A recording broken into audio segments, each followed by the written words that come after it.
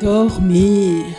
Qu'est-ce que j'aurais donné pour passer une nuit complète au lieu des 2-3 heures que je passais habituellement à regarder mon plafond. J'avais tout essayé. Les potions, les thés, les cafés, ah non, pas les cafés, les médicaments, les techniques de respiration, tout en même temps et rien de tout ça. Le petit verre de vin avant d'aller dormir, les épisodes insipides, rien n'avait marché. Au début, j'en riais. Finalement, c'était pratique de ne dormir que quelques heures par nuit. Je pouvais en profiter pour regarder des épisodes sur Netflix ou lire encore. Je pouvais même travailler pendant la nuit.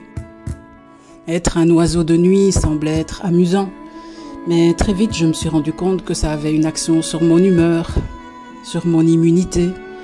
Et surtout, j'étais tout le temps fatiguée. Alors une copine, Géraldine, m'a parlé d'un livre. Je lui ai répondu, Géraldine, des livres, j'en ai lu plein. Elle m'a dit, non, celui-là, il est différent. La personne qui l'a écrit n'est pas du tout médecin. Au contraire, elle est insomniaque, elle aussi. Et elle est naturopathe. Alors, elle a réuni dans un livre plein de trucs pratiques pour pouvoir dormir. Quoi, tu veux dire que dans son livre, il n'y a pas de théorie ? Je dis à Géraldine. Elle m'a dit, justement, non. Il n'y a que des trucs et des astuces. Tu pourras les mettre en place tout de suite et voir celui qui te convient le mieux. Bon, au début, j'étais très sceptique. Mais après tout, je n'avais rien à perdre et tout à gagner. Alors j'ai téléchargé son livre sur ma Kindle et j'ai commencé à le lire.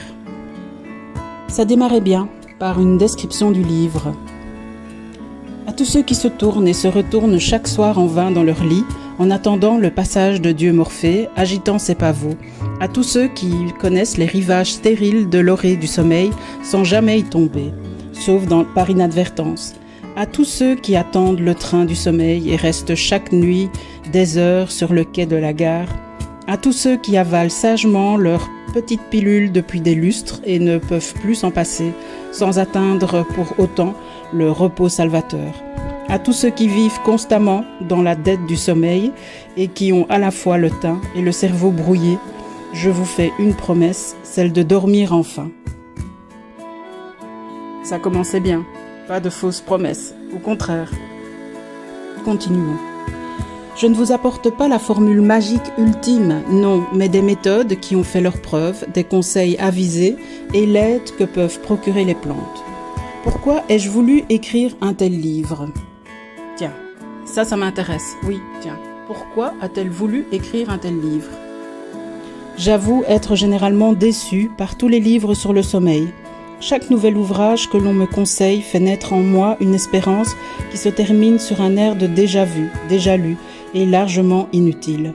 Je relis partout les mêmes descriptions sur la structure du sommeil, les différentes causes de l'insomnie et les ravages qu'elle peut causer.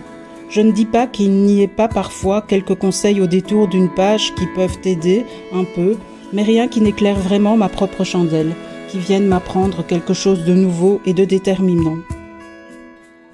En somme, rien de pratique, car même si ces livres énoncent tous des vérités et abordent des points importants, leur lecture ne me fait pas avancer et laisse mes nuits aussi blanches qu'avant de les ouvrir. Ça y est, j'étais convaincue. J'allais lire ce livre, Dormir enfin, de Françoise Hénac. Et franchement, si vous êtes insomniaque, et si vous aussi vous passez des nuits blanches, je vous le conseille. À bientôt, ou plutôt, bonne nuit.